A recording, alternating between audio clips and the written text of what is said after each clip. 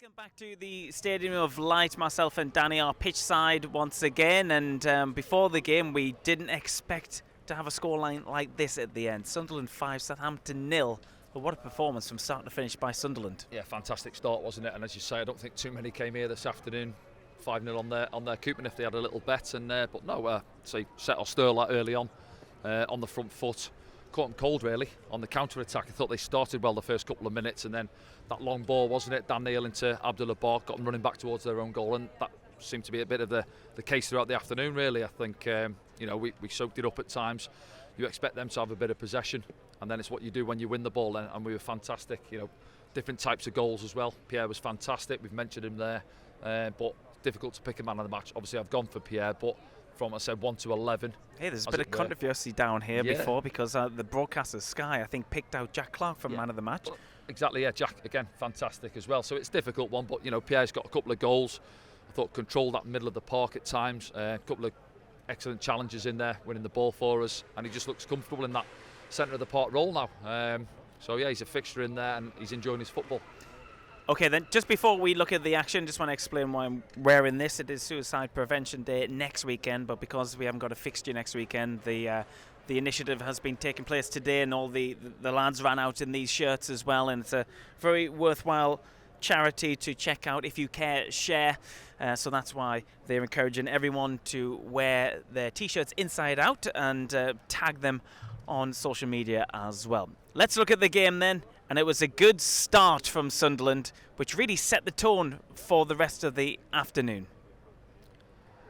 Yeah, well, it was, yeah. And as I say, this is what we're talking about. Southampton corner at that end of the pitch. We clear it into Abdullah Bar. And I say another one who I thought was excellent this afternoon as well. Good energy about him. Bides his time there. We get good numbers forward in support. Feeds it out to Trey Hume on this right-hand side. Trey just has a little look up there. And then there, look, he's way on side yet. They get caught at the far post. And then lovely finish from Jack. Just waits for it and times it well, meets it, and it's past Bazunu before he knows it. So a couple of minutes on the clock, ideal start in front of 40,000 fans at home. It's quite significant maybe that the goal we got in the first minute was quite similar to the goal we saw in the final minute as well. Yeah, cross coming in, other side, opposite winger coming in, and that's what we said something about a few weeks ago as well, didn't we, where I said Jack at times can get himself a couple of goals if he takes a gamble. He gets a, I think there was one at Preston caught on his heels. I think Abdullah Bar fizzed the ball in last week at Coventry. Outside the action, get himself in there, and he'll get a goal or two at the far post. And it was 2-0 before we knew it. Yeah, 6 minutes. Pierre Ekwar getting his first one of the afternoon. Maybe not as good a strike as his second one, but he's going to take a chance. It comes to him there. The fans are giving him the old shoot, aren't they? And he puts his foot through it. He's going to get that every single game he plays now. Maybe just going past that post, off Flynn Downs and into that bottom corner. 2-0, 6 minutes on the clock. A great start, isn't it? Fantastic start, and that's another shot of the strike there from Pierre Ekwar. Obviously taking that deflection. But he's got that in his, like you say, he's got that in his locker, and he'll try that most games. But it's interesting as well, Frank, because I'm saying he's more of the sitter. Dan's getting a little bit more advanced, but he's got himself 2 goals today. He's getting up around the edge of the box, and it's that little bit of rotation as well. And said it earlier on, but whether it's Joe, but obviously he's playing a bit higher now, or Bradley's sitting as the attacking one really, as the number 10 with Dan Neil and Pierre just in behind them. But just a bit of rotation at times. Dan will sit in, Pierre can go and get forward. We see he's more than capable of putting the ball away. That was a chance for Manning there from a free kick, and maybe trying to use the sun to their advantage, but it was easy pickings for Anthony Patterson. Southampton did have their chances throughout the game. That only needed a touch on the end of that one. I think they had a little bit of a spell there, didn't they? Sort of 5 minutes trying to get themselves back into the game. That was possibly a penalty, if we're honest. I think it's Bradley Dack tracking back. You see it better from this one. It's Ryan Manning just waiting for the ball, and you can argue maybe he puts his left leg out and initiates the contact maybe, but you see them giving, don't you? Bradley coming back, he has a little nervous look round at the referee, quick. Referee having none of it though, and then they had a couple of opportunities here. Small bone with that one, isn't it? Just while we watch these, Danny, you mentioned the referee's decision there not to give a penalty. It was maybe an odd display from the referee this afternoon, didn't it? Yeah, just chatting up there as well with Don Goodman about it actually. And he said, it's a strange one, you're coming off 3-0 at half time, but there was boos going up for the referee's performance, and there was one or two yet. I'm not saying he lost it as such, but he could have pulled it up maybe. There's a couple of yellow cards the fans feel going against.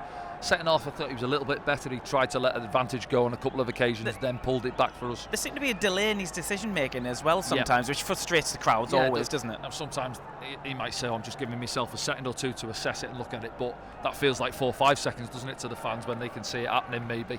But yeah, overall, listen, a day like today, we don't really want to be talking about the referee too much, do we? You want to talk about the lads out there in the red and white stripes who were excellent. We will be. This man got man of the match from the broadcasters Sky, and he was involved in a lot today, Jack Clark, wasn't he? He always is. Said before the game, interesting battle with him and Walker Peters, who's excellent defensively, and I thought even though they've been beat 5-0, he was probably their best player. He was still taking the ball at times. Got moved across the left back later on, didn't he? But yeah, he's a decent right back. I quite like him. And there's that one there. You forget about that one with Dennis on the follow up from Bradley Dack's free kick. Keep it, got to push that wide, hasn't he? Doesn't.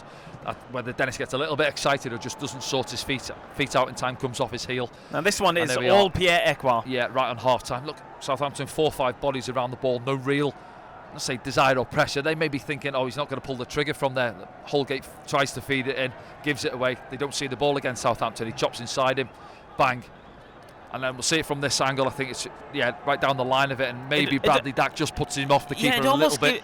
Catches Bazunu cold, doesn't it? So he's straight over the top there, and then I know we've obviously slowed it down a little bit there. He catches it quite clean, that one, but you may be still expecting the keeper to do a little bit better with that one. And so we came out second half, and it was picking up where they left off in the first. 2 minutes first half, wasn't it? And 2 minutes into the second, we have that opportunity there. Bazunu makes the save, but what I like about that one there, Bradley, keep an eye on Bradley Dack now after the header. Look at the numbers we got in the box, by the way, 4 or 5 bodies in there. But just have a look at Bradley now there. Look, he's on the move. In behind Holgate and then in front of Bednarek there on the move, and he wants that goal, doesn't he? So that's brilliant by Bradley Dack, but is it bad twice from Holgate? Possibly. There was a defender on that one. You sort of set waiting to clear it there. Well, he misses the ball, doesn't he, with his left boot? Yeah, plays around it through his legs. And there's Bradley, says thank you very much for his first goal. And that's 4-0, and it's game over, but still 40-odd minutes to go, isn't it? Yeah, and as a pro as well, I guess you've just had the half-time effort there from Luke one night. You've just had the half-time team talk about maybe getting back into a game. Yeah. It's a real sucker punch, isn't it, to concede so early in the second half? I mean, there's only so much a manager can do at half-time, I guess. Well, he's got to speak to him by the time the lads are refreshed and all that, and then he's saying maybe tweak the formation. Well, what you want is the lads you send back out to not concede again. Yeah, you're 3-0 down, you say, come on, boys, pull your socks up, let's have a good go here, and then, as you say, all of a sudden, 48 minutes on the clock, game's done, isn't it, 4-0. And then they made a few changes. They had a little bit of a spell, couple of headers, tried to get Ryan Fraser into the game on that left-hand side. But yeah, it's too much for them, 4-0 down away from home. And then obviously on the counter-attack as well, we've got players like Jack, we've got energy coming off the bench as well. Alex Pritchard, I've mentioned him a couple of times during the game. Excellence, his energy, his desire coming off the bench. It's quite easy for him, seasoned pro, to toys out the pram. I'm not part of it, but no, when he's out there, he enjoys his football and he wants to be a part of it. Anthony Patterson a little bit lucky with that one. To be fair though, it is Holgate, he strikes it and it does move. You see it from behind. He's got it covered. It just goes away from him to that left-hand side, and he was thankful to see it just go the other side of his left-hand side post. They had a couple of headers. I think Charles come off the bench, didn't he, for them? Set plays. But lads deserve that clean sheet at the back. We said it before the game. Went down to Coventry last week, had to dig in at times, come away with a clean sheet. That was enough for a point. Today, we got the 5 goals, but you asked Dan Ballard and them, would they take a 5-1 or a dirty 1-0 at times? They want that clean sheet, the boys, and you see him right at the end there throwing his body in the way. 88 minutes on the clock. You want that clean sheet as a centre-back. It's what you get paid for, keeping the ball out the net. Sunderland did make plenty of changes themselves in the second half. This one just not opening up for Hamir. Yeah, he was trying to make quite it happen. lively. He was involved when he come off the bench today. Last week at Coventry, struggled to get into it. Maybe blowing a little bit. It's hard sometimes off the bench to get your second wind, to get into the speed of it. But today, he had that good opportunity. Listen, he'd be disappointed tonight. He's part of a team who's won 5-0, but he'd have wanted that first goal. He had a lot of time to assess it. He struck it quite cleanly. Give the keeper credit, stood up well, and he's managed to palm it round the post, hasn't he, that one? But obviously we'll get on to Chrissy Riggs' goal right at the death there. Fantastic, capped the afternoon off with Jefferson Bennett involved as well. We'll come on to that because we'll have to speak about that. And remember, still get your hashtag Ask Danny's in as well. Use the hashtag on X, Twitter, and get your opinions of the game so far. Jack Clark gone close on that occasion, and perhaps another reason why he was Jack, he nominated got that one in the first half. Could have had himself another couple in that second half, couldn't he, as well? Here's that big chance now. He's well onside. You see bottom of your picture. They tried to step up Bednarek, playing him onside. a lot of the time to assess it, and he catches it. Look, you see he's trying to wrap it to that far corner. See from that angle though, could he just feed it maybe into that bottom? Listen, I'm not a striker. I wasn't a striker. I've not really been in that position in my career.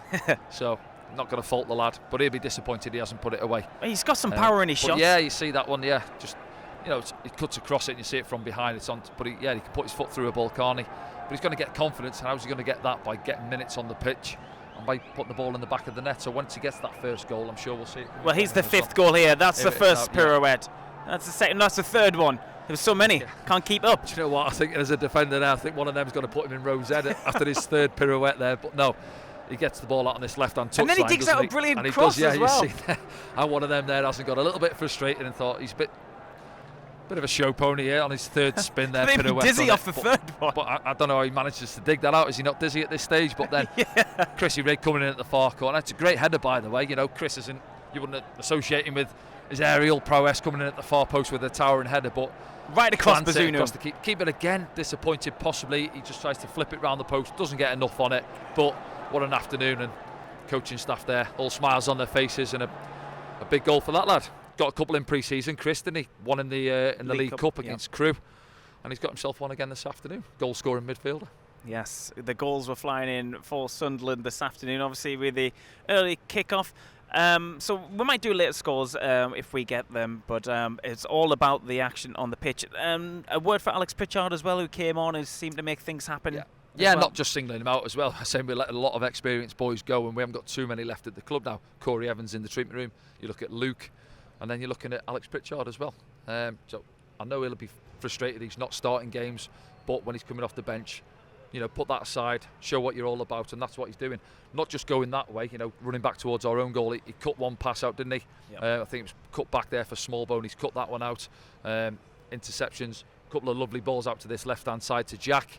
So he's enjoyed his football. He won't enjoy only getting 20-30 minutes or so. He'd prefer to start, but when you're coming off the bench, you've got to have an impact. You've got to try and impress, and that's all you can do, and he's doing that. But I'm not just going to single him out today, from say 1 to 11, and the lads who come off the bench as well as Alex, were all fantastic out there today. We have got some later scores for you, but obviously because we are the early kickoff, there's not much happening around at the moment. All 3 p.m. kickoffs apart from those ones. Birmingham 1, Millwall 1. I think Millwall were winning that at half-time. And Swansea, they have been beaten at home by Bristol City by 2-1. Lots of football to enjoy this afternoon. We'll be listening and looking at your thoughts in a moment. But, Danny, I just want to think about today's game once again. They've got to use this as a real springboard to build on, haven't they? They got the clean sheet away last week down to Coventry. Yeah. A really good point. But a display this afternoon which sent a message to the rest of the league.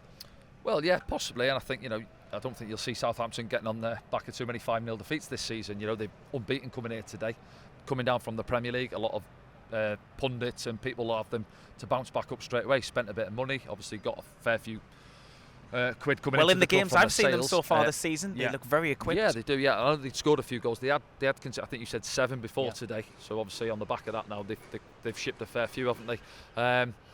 But yeah, confidence in the change room is going to be massive for our lads as well. A young squad, youngest in the league. Look at the lads we've brought in as well. I think Rusin's 24. The other boys are 19, 20-year-old, aren't they? Yeah. So they'll have watched that today thinking, I won't mind being a part of this. What about those lads? They got unveiled before kick-off. We spoke to one of the lads before kick-off as well. They must have been looking around thinking, I want a piece of this. Yeah, of course they would have done. Yeah, and see them at the end as well when the lads were coming round. And credit to the fans as well. I know a few got off, maybe going for a beverage or two round the town. Why not? The sun's out in Sunderland. Why not? But the people who stayed in here on their feet, massive applause. 1 or 2 songs for the boys as well, and they'll have enjoyed that. And they'll think, do you know what a club I've signed for. I want to be a part of this. And people last night, and will have looked at the transfers going on. We've let Ross go, 1 or 2 of the experienced lads. A lot of young boys coming in we're not too sure about. But credit to them. The lads out on there, same 11 as last week. They got on with it and put on a show for the fans today. So before we go to your thoughts, let's have a look at your man of the match this afternoon. Pierre Ekwa was your man of the match, and probably a lot of people inside the ground. There's 41,459 inside the ground, and there's probably about 90% agree with you, Danny. Yeah, and I think rightly so as well. Take his goals out of it, as it's always easy to go, who's got the goals right there, the man of the match. No, apart from that, just his general play, having a lot of control in the middle of the park. just grown into that role, hasn't he? In there alongside Dan Neil, taking the ball in tight situations, moves it on really well. Yeah, he gave a couple of sloppy little 5-yarders away in that first half, but what players don't really at times, and this has come into his game now. So he's as the sitter technically, but what is he there? 25 yards out, comes across. You can hear the fans there giving him the old shoot, and he pulls the trigger. It might have just been creeping wide. It wasn't his cleanest of strikes, but if you don't buy a ticket, you don't win the raffle. And just a little nick off Flynn Downs, and it's in that bottom corner. And his confidence, he plays the game with a smile on his face. You see him on the videos around the training ground. He's always coming into training with a smile on his face. He's enjoying his football, and that's shown in his performances. And Tony Mowbray says the goals have to come from around the pitch as well. We were 4-0 up before a striker was on the field. Yeah, good point, yeah. Well, if you haven't got an out-and-out striker on there, they've got to come from elsewhere, otherwise you're not going to win games of football. But yeah, your midfielders chipping in. Young Chris Riggs, midfielder, coming off the bench, chipping in. Jack Clark. Who else have I missed out for the goals? Now I'm missing one out, aren't I? Ekwar got 2. Bradley Dack. Yeah, so technically, not an out-and-out striker on the pitch in terms of getting those goals. So yeah, you've got to contribute, and it's creating as well. In a couple of games, earlier on this season, we were creating, but there's no one in that final third, in that 18-yard box, who's going to get us the goals. But someone I didn't mention as well is, I said 1 to 11, but Trey Hume, I thought was excellent. Trey didn't have to defend too much in that second half as such, but 1 or 2 in the first half, got himself in a good position. He's balling for that first goal. Absolute delicious, isn't it, to that far post area, crying. But he put a couple of other balls in as well, just feeding it into an area really. So yeah, it's Pierre's second goal here, to watch. We obviously do the comms, don't we? But it's a joy. It was a joy to be in the stadium today to watch that. And I'm sure, as you say, 40,000 plus are going home now with a big smile on their face, and they'll enjoy the rest of their Saturday afternoon. Yeah, none more so than Pierre Ekwar after that performance.